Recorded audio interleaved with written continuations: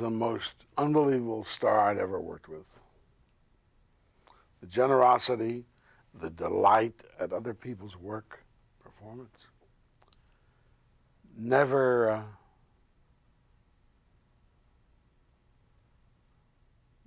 demonstrated jealousy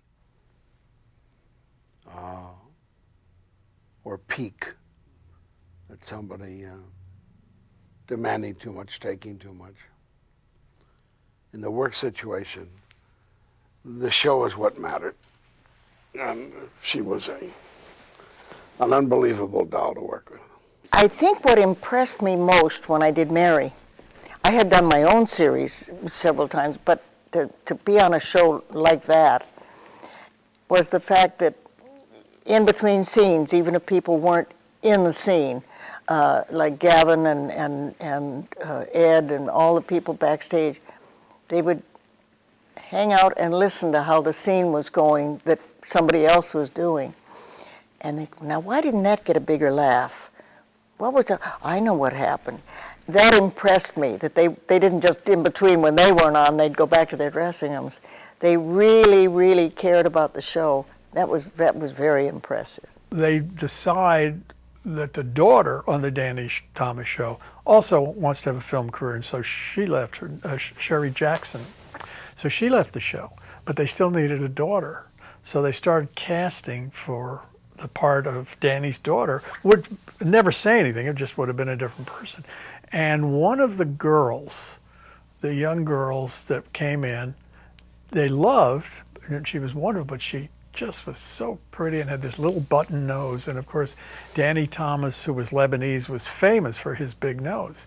And he said, you know, no daughter of mine can ever look like that. So they didn't cast her. Then about 2 or 3 years later, we're doing the Dick Van Dyke show. And they cannot find a lady to play Dick's wife. And Danny said, what about that girl with 3 names and no nose? And that was Mary Tyler Moore. Wow. So that's how she got the part that Danny remembered her from having read her, you know, 3 or 4 years ago. The memories of Mary and Ed and Ted and Valerie and Cloris and Betty and Georgia and, you know, the whole group there and the great directors and writers. And it always, my heart always goes like this when I think of the Mary Tyler Moore show. Mary came in the first day and said, I'm going to wind up with my own production company, MTM. I'm going to have a kitty cat for this and that. And I said, boy, that's ambition, you know. So for some reason or other, we were very friendly. I mean, there was no arguments, no nothing, no anything like that. We just didn't match, you know. I mean, I would say, I love the blouse. She said, yeah, I got it at Saks, and that was it, you know. I never got to be very friendly with her. And I told my husband, I said, we're both married, we both have a child, we're on the same show, why don't we, you know, get closer? Because there aren't too many people I don't get along with. I get along with everybody, you know. And he said, she's on another direction. She's worried about her career. You're not. So don't think anything about it. He said, she's a nice, wonderful person. She just has her eyes set on her career and wants to, you know. I said, well, that's fine, but, you know, so we never really got along. We got along when we did the reunion show, and I looked at her and I said, we've lost a lot of years, Mary. She says, yeah, I know. I said, and it was silly. I said, I think I was jealous. She says, I think I was too. You know, and I said, you were younger than I was, you were thinner than I was, you were more beautiful than I was. Why shouldn't I be jealous? You know. She says, yeah, I know. And we hugged and kissed and everything is fine. That's good. Yeah, she's a very sick girl, but she's a trooper. She's good. She really is very good and very sweet. I like and that, we're yeah. good friends. I think Mary, in her own way, and you know, she might even tell you this, I think she ever mentioned in her book actually, that Mary's not an overly affectionate person in, you know, in terms of things, but I think she looked at me as really more of a son than her own son in a lot of ways, because I was around her a lot more than her son Richie.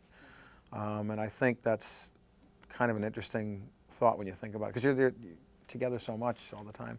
We had so much fun doing the reunion show. I was just wonderful about that. When Mary said something to me, it was just so wonderful and so amazing. We were on the set, And we were braked for a while, and we were having lunch, and she was talking to Rosemary, I talking, and she turned to me, she says, by the way, she goes, I wanted to tell you, she goes, you are really, really great at this. And I went, well, thanks. I'm trying to do as good a job as I can. I know what to. She goes, no, you didn't hear me. She goes, you are great. She goes, I'm so proud of you. I'm so impressed. You are so good. She goes, phone conversation, the hardest thing to do, you're doing it like a pro.